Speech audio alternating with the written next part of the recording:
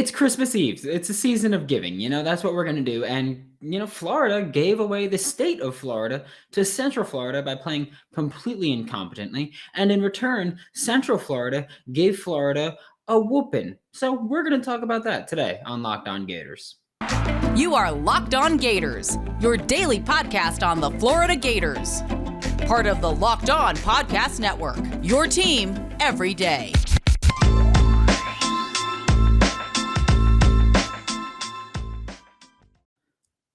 Hello, and welcome to another episode of Locked On Gators, part of the Locked On Podcast Network, your team every day. Thanks for making Locked On Gators your first listen of the day. We are available daily and free wherever you listen to podcasts. And don't forget to subscribe to the YouTube channel because we're going to have some fun. And if you're watching on YouTube, you can see just how pissed I am. Happy Friday, happy Christmas Eve, Merry Christmas Eve. Merry Christmas I'm pissed. Merry Christmas if you're listening to this on Saturday. I am Brandon Olson. You can find me on Twitter at WNS_Brandon. I'm also the founder of Whole Nine Sports. You can find all my written work. That is WHOLENINE Sports.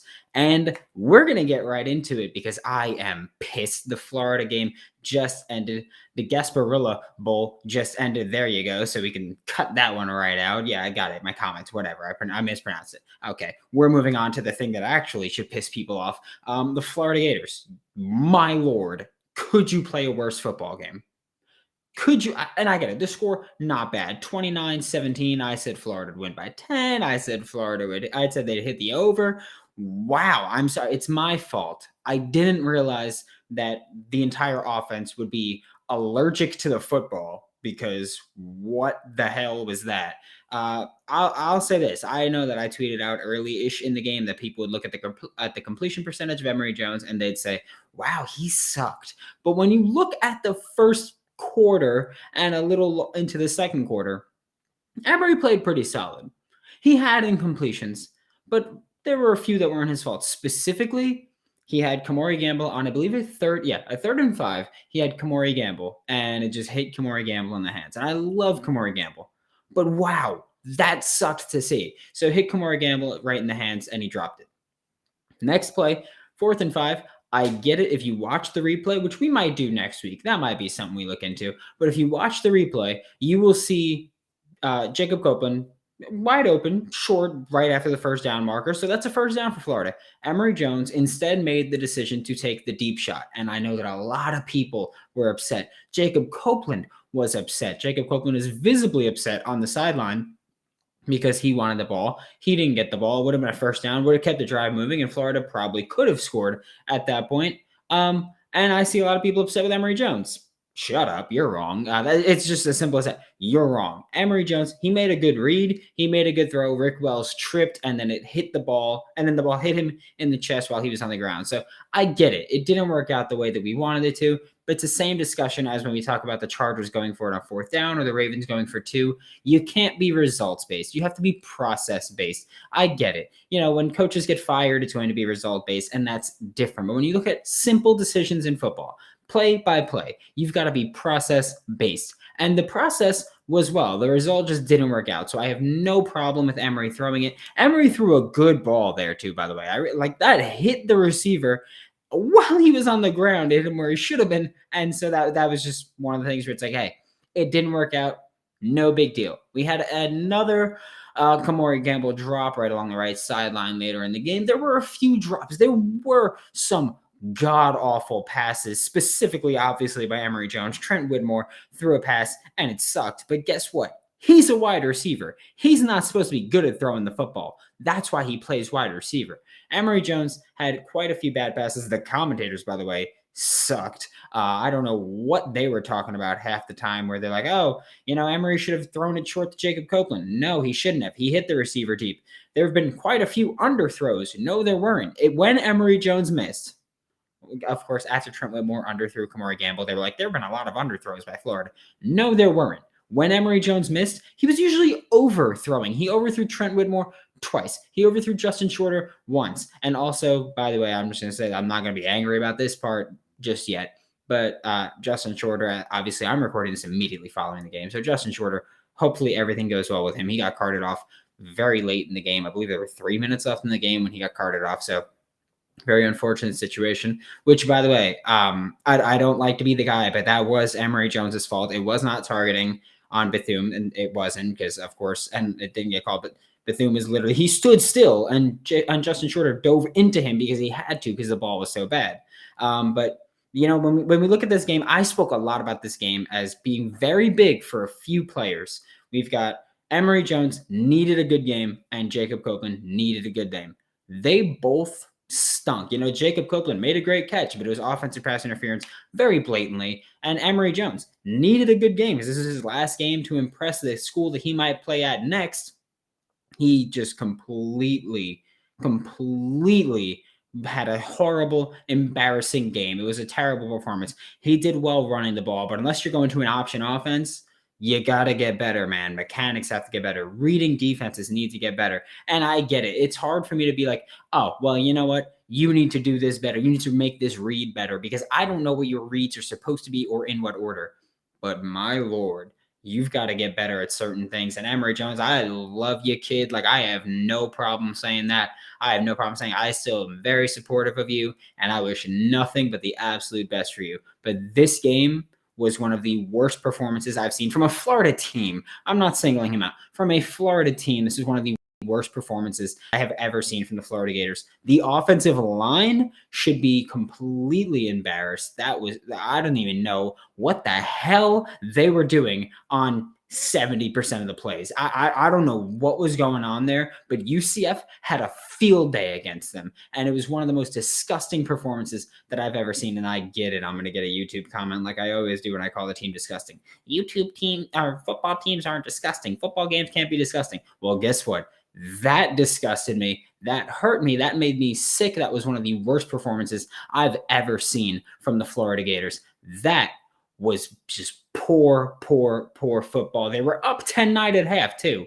And then it just went kaput the entire way. Anybody else make money this weekend? Guess what I didn't do 20 minutes ago? Make money, because of course I bet Florida would cover, and I bet that they would hit the over. Florida got blown out. Not got blown out, but they were favored by 7. They lost by 12. And then, of course, they didn't hit the over because the over was 55.5, and they combined for, I think it was, I'm really bad at math. Sorry. It was like 45, whatever, 46 maybe. I don't know, man. You think I care about that right now? BetOnline covers award shows, TV shows, and reality TV with real-time updated odds and props on almost anything you can imagine. It's the best way to place your bets, and it's 100% free to sign up. Head to the website or use your mobile device to sign up today and receive your 50% welcome bonus on your first deposit. BetOnline, your online sportsbook experts. Make sure to use promo code LOCKEDON. That is LOCKED, no space, ON.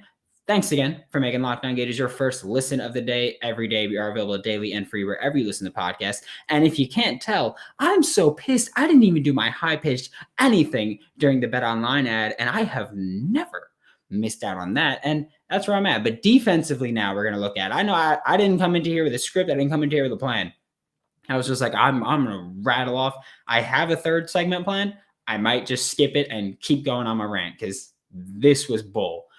Defensively, first half was solid. And of course, as the prophecy has stated this entire season, Florida is completely incapable of putting together 2 good halves back to back. It's just not possible. It's physically impossible. They just can't do it. I don't know what the hell they're doing. The first half was solid. Brenton Cox Jr., I will say this.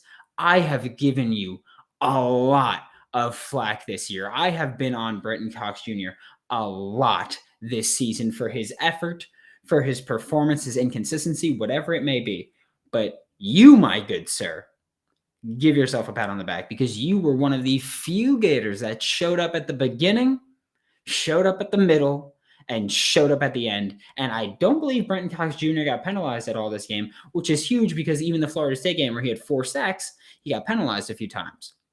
Here, he played a fantastic game. Christian Robinson did a pretty solid job with his play calling, especially in the first half. When you look at the quarterback draw where Brenton Cox was stunting, and we expected the quarterback draw, so Brenton Cox stunted right into the middle and blew up the quarterback draw. Great play there. Javon Dexter, great play for most of the game, but there were certain parts. The taunting was completely unnecessary, and I realize I usually don't call players out specifically, but here I am specifically saying it, and I try to be cordial because it's like, hey, what if they ever come on Locked On Gators? I will at some point get Gators on Locked On Gators, but guess what? I'm pissed. And if you screw up in this game, in this bowl game, because this bowl game was way more important than people are giving it its respect. And by the way, if people are like, oh, the Gators weren't motivated, it was a meaningless bowl game, shut up. Just accept it. Because if Florida won, you'd be dancing the jig around the Central Florida Golden Knights. So stop that right now because you're wrong. Gators tried. They just underperformed like they have done so many times this year. And I get it. The defense wasn't fully healthy. Mahmoud Diabate, Zachary Carter, Antonio Valentino, Daquan Newkirk, all not there. I understand it. But guess what? And Tyron Hopper was there for half the game, had a phenomenal first half, and then got himself ejected for a punch early in the second half. And I get it. That wasn't a punch. It was a shove from behind. It wasn't a punch. He shouldn't have been ejected. Justin Shorter got punched in the face directly in front of a referee against Florida State, and the defender didn't get kicked out of the game. And I get it. Inconsistencies, whatever. Different conference referees in those games. But when you look at Tyron Hopper getting ejected, I don't care that he didn't actually punch someone, that he shoved them from behind instead. That's a stupid decision that you cannot make, especially when, one, you are playing so lights out and the team is still not dominating. And two, when you're playing such an important game, you can't make a dumb decision like that. And it happened multiple times. Javon Dexter's taunting. It was a stupid call. It happened a few times with Florida. There were dumb decisions throughout. And this whole year, it's been so frustrating because this team has been so disappointing. I realize this segment was supposed to be about the defense numbers going off on the team, but guess what? It's my show. The whole year, this team was so disappointing because there was so much potential here for the Florida Gators to be a fantastic team. There really was. The run game looked like it could dominate, especially early on with 400 yards in the first game. And then the defense looked pretty damn good besides an occasional big play here or there. And then they just, the entire time, the offense just stalled out, which Dan Mullen, you are to blame for that for the most part. The defense just completely inconsistent and incapable of stringing together consistent performances, which I realize is the same thing as saying inconsistent. I don't care. We're moving on. But it was just so disappointing. And that is what pisses me off because you look at this game and now we got to wait till 2024 to play Central Florida again, by the way, unless we get somehow put into another bowl game with them, which I doubt. But you look at this game, Florida beat Florida Atlantic this year. Florida beat South Florida this year. Florida beat Florida State this year. Florida beat Miami last time they played them. And then you play Central Florida, the little brother that's been punching up the entire time. For years, Central Florida has been little brother in the group of five that's been punching up. And what do? You come out and you play awful football to every possible level. Offensively, they sucked. And the running game was working fairly well. But the offensive line, what the hell were you doing? What was that? Because that was one of the most atrocious performances ever. I can't wait for the numbers to come out, for the analytics to show up about this, because I need to know just how bad this offensive line was. Because it was consistent that pressure was getting in, where even players' parents were tweeting, is this offensive line always this bad? Is it just me, or is Central Florida's defensive line really this good? One, Central Florida's defensive line is very good. Two, Florida's offensive line is not very good. They are very bad, and they played a terrible game, even by their standards going into this game. It was awful. It was pitiful. It was disgusting football. I feel like Stephen A. Smith over here talking about the Florida Gators, and that ain't what I would do. It's just not what I want to do. But you come into the second half, and you look at it, and defensively, Bowser, huge run on the first play. Then a solid stop. And then huge plays for O'Keefe and huge plays for O'Keefe and huge plays for O'Keefe. It was one of the worst performances that I've ever seen from the Florida Gators. Secondary, played well for the most part. You know, Central Florida, their passing game didn't work for the huge majority. They had a big play here or there. As per usual, when you look at the Florida Gators, that's just what they do.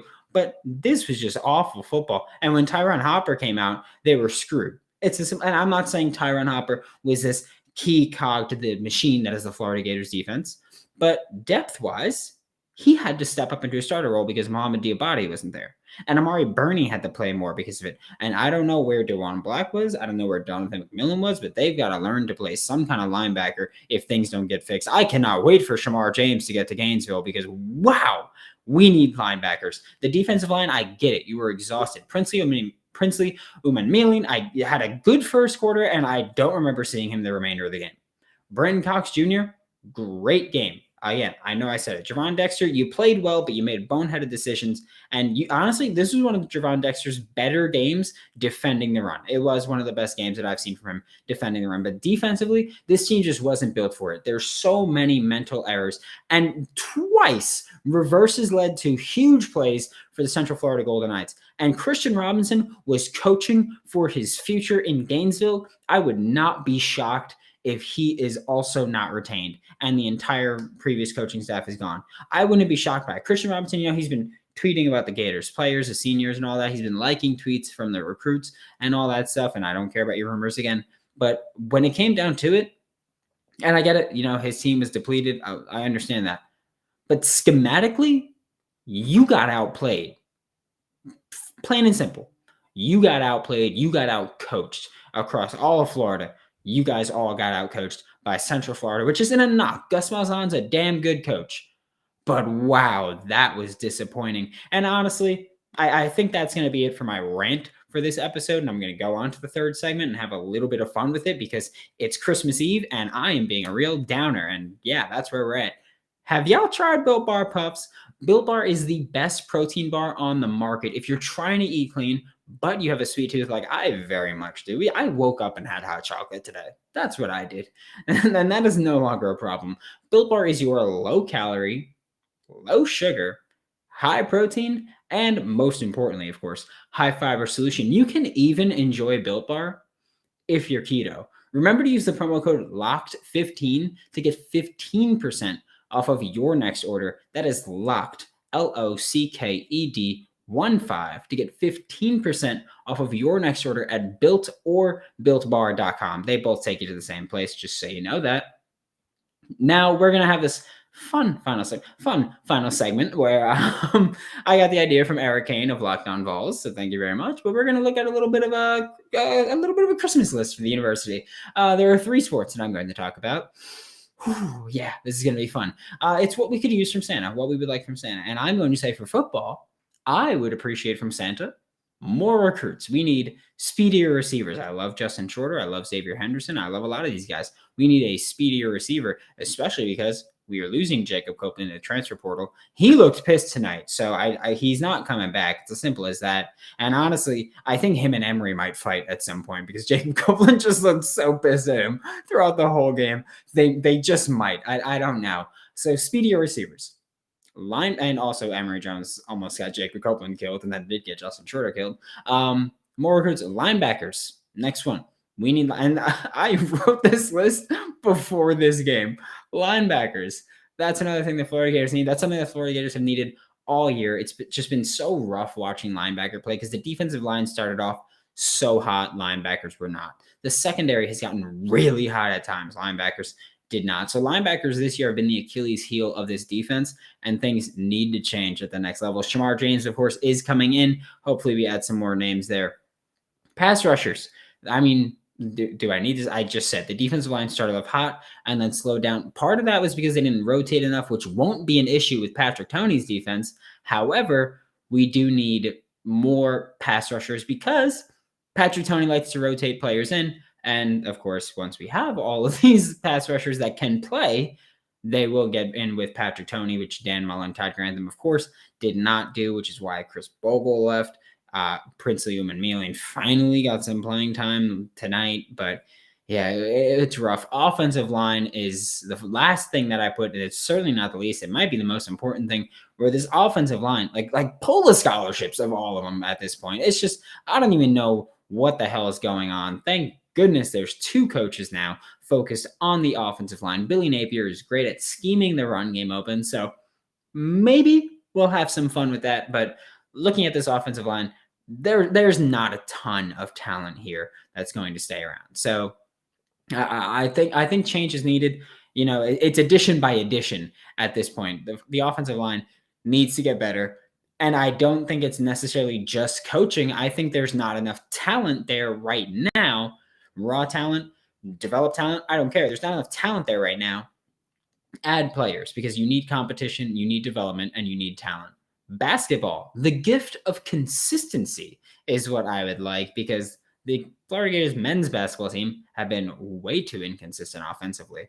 Just way too. And again, a lot of it comes down to shot selection. That's something that I've discussed multiple times with guys like Myron Jones, Flanders Fleming, even Tyree Appleby. He's just been insane in the clutch. But outside of that, he hasn't been fantastic. Colin Castleton at times just thinking he's Kareem Abdul-Jabbar and just wants to start cooking in the post. Things like that where it's like, hey, man, like, just rein it in.